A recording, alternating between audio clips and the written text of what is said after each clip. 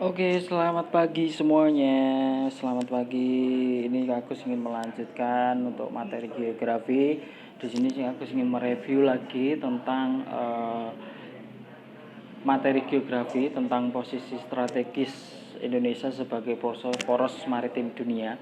Jadi ini lagi aku sangat mengulas lagi tentang materi ini biar kalian paham. Oke, ini saya PowerPoint ambil dari Universitas Negeri Padang. Di sini kita lihat ada peta ya. Peta di sini nanti akan menjelaskan dari beberapa. Yang pertama di sini letak luas dan wilayah atau yang ada di Indonesia. Di sini aku ingin lebih menjelaskan. Yang pertama adalah letak fisiografis. Letak fisiografis ini lebih ke letak suatu wilayah yang berdasarkan segi fisiknya bisa kita lihat peta Negara Kesatuan Republik Indonesia ya. Ini contoh real, contoh fisik yang bisa kita lihat. Kalau dari secara letak astronomisnya bisa kita lihat di sini. Untuk letak astronomis Indonesia itu berada di Pulau W atau 6 derajat lintang utara, dan wilayah yang paling selatan terletak di Pulau Roti ya 11 derajat lintang selatan, dan wilayah Indonesia paling barat terletak di Kota Sabang 95 derajat bujur timur, dan wilayah Indonesia paling timur terletak pada Kota Merauke 141 derajat bujur timur. Itu secara letak astronomis. Kemudian letak geografis. Letak geografis ini adalah letak suatu wilayah yang dilihat dari kenyataan permukaan buminya. Seperti ya negara Indonesia ini diapit oleh dua benua besar ya, seperti benua Asia di atas dan benua Australia di bawah, di utara dan di selatan. Indonesia diapit dua samudra yaitu Pasifik dan India. Itu adalah letak geografisnya. Kalau letak geologisnya, Regional Geology of Indonesia di sini dilalui oleh dua jalur pegunungan muda ya yang berwarna di sini warna merah ya, agak kemerah-merahan. Kemudian pertemuan tiga lempeng tektonik dan vulkanik di sini di garis biru, dan berada pada tiga dangkalan itu berada di warna hijau. Di sini adalah letak secara geologisnya.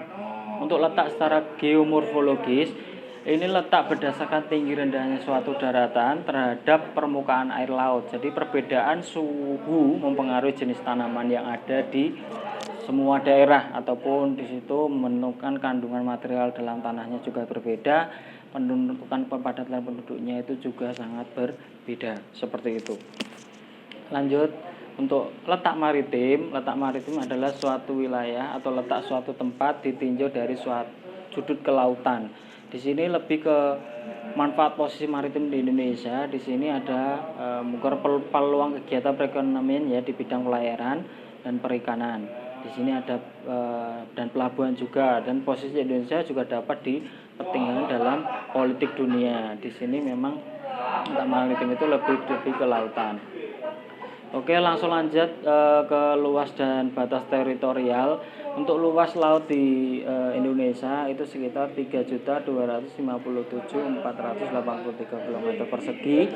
Untuk luas daratannya itu 1.922.570 km persegi. Untuk total luas wilayah 5.180.53 km persegi. Untuk batas wilayah Indonesia ini batas YEE atau batas landasan kontinen zona laut teritorial ya. Batas wilayah darat di sini berupa gunung, hutan, sungai, patok wilayah dengan negara tetangga.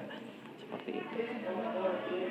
Langsung lanjut ke wilayah daratan. Di sini bisa kita lihat ada Sekum Mediterania membentuk busur pegunungan luar ya, busur dalam bersifat vulkanik ya, sedangkan busur laut itu bersifat non vulkanik. Itu contohnya yang di atas. Untuk Sekum Pasifik membentuk cician api Pasifik, memiliki dua cabang di Indonesia. Jadi contohnya seperti yang ada di atas ini. Untuk wilayah perairan, di sini kita akan bahas tentang danau, sungai, laut, teluk, selat, dan samudra. Yang pertama, perkembangan jalur transportasi laut di Indonesia. Ini ada garis yang berwarna pink, ungu, Ini lebih ke jalur sea land of communication. Di sini adalah lebih warna. Untuk jalur laut nasional primer itu yang berwarna biru tebal, biru tipis itu jalur laut nasional sekunder yang berwarna ungu agak kecil, jalurnya utama darat atau jalan darat.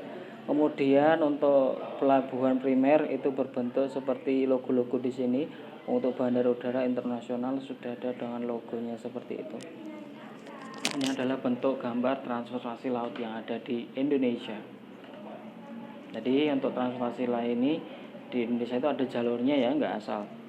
Di sini adalah jalur maritim internasional di Indonesia, bentuknya memang seperti ini, ada garis biru, hijau. Ini adalah merupakan jalur perdagangan maritim yang ada di Indonesia. Kalau yang ada yang menyerang ataupun yang datang lewati jalur tersebut, itu akan diurusi oleh TNI Angkatan Laut. Oke, coba kita lihat untuk di sini.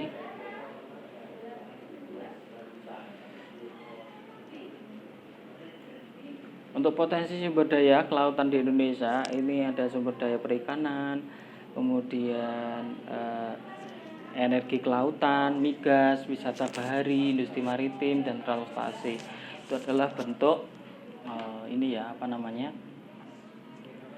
potensi sumber daya kelautan di Indonesia. Untuk pengelolaan sumber daya kelautan yang ada di Indonesia, ini untuk di sini lebih ke menjaga keseimbangan produksi, menjaga kelestarian sumber daya, sosialisasi mengenai sumber daya kelautan kepada masyarakat, mengembangkan kebijakan mendukung pelestarian sumber daya kelautan. Di sini akan lebih jelasnya untuk pengelolaan memang seperti itu. Next, sini sudah selesai. Oke, thank you. Langsung Kak Agus lanjutkan masuk ke PPT yang kedua.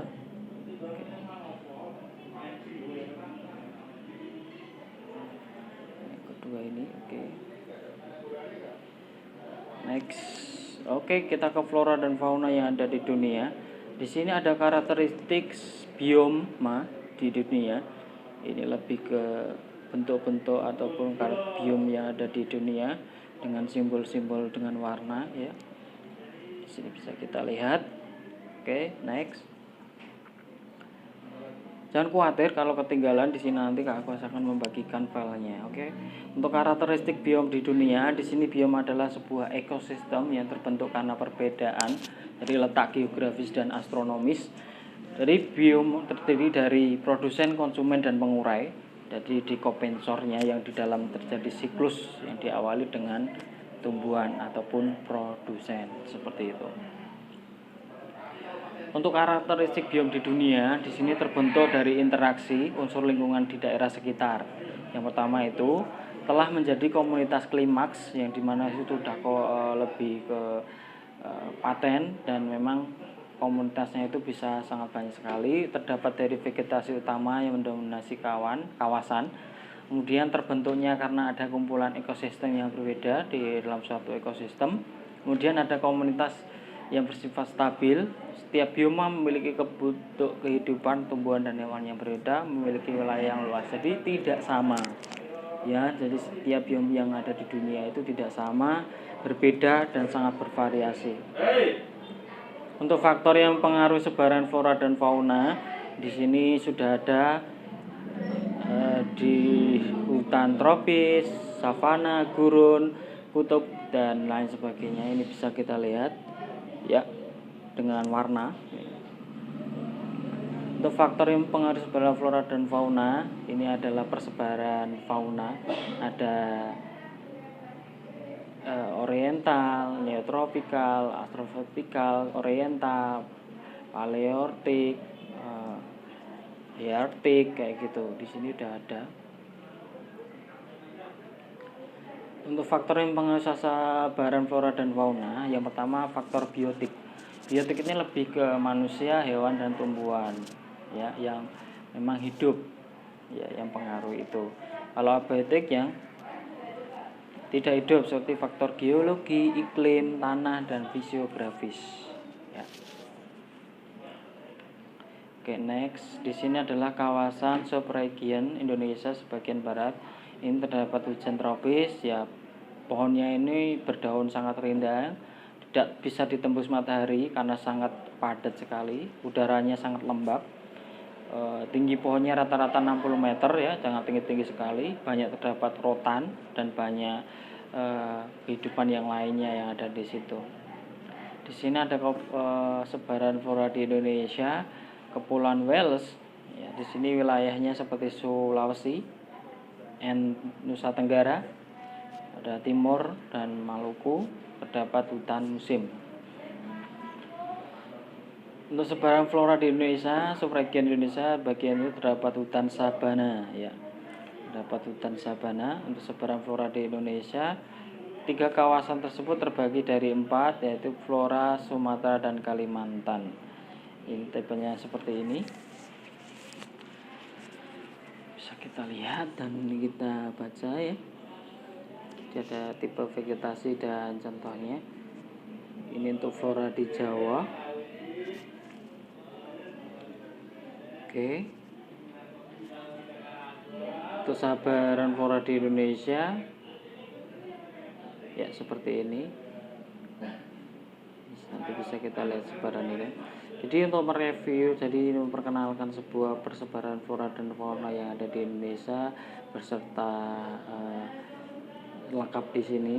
Jadi lebih nanti Kak Agus lebih lebih enak dalam menjelaskan kalian. Nantinya ini akan saya upload di YouTube. Silahkan kalian lihat ataupun kalian buka di PPT-nya. Silahkan. Dan nanti kalau ada pertanyaan ataupun kurang jelas bisa langsung WA Kak Agus ataupun via telepon ataupun apa, silahkan. Jadi untuk hari ini untuk sosiologi dan geografi hanya materi, tidak ada tugas. Terima kasih. Mungkin kita akan sambung kalau ada mungkin di lain waktu kita akan zoom untuk lebih saya memastikan keadaan kalian di rumah dan keaktifan. Jangan lupa semangat, meskipun belajar di rumah kita selalu lebih aktif ya. Jangan sampai kita lupa akan kebutuhan kita setiap hari ataupun tugas kita setiap hari untuk belajar, dan selalu ceria, semangat, jaga kesehatan, dan jangan lupa berdoa untuk menjalankan aktivitas kalian setiap hari. Oke, see you, goodbye, sampai ketemu di lain waktu, dan dadah, thank you semuanya.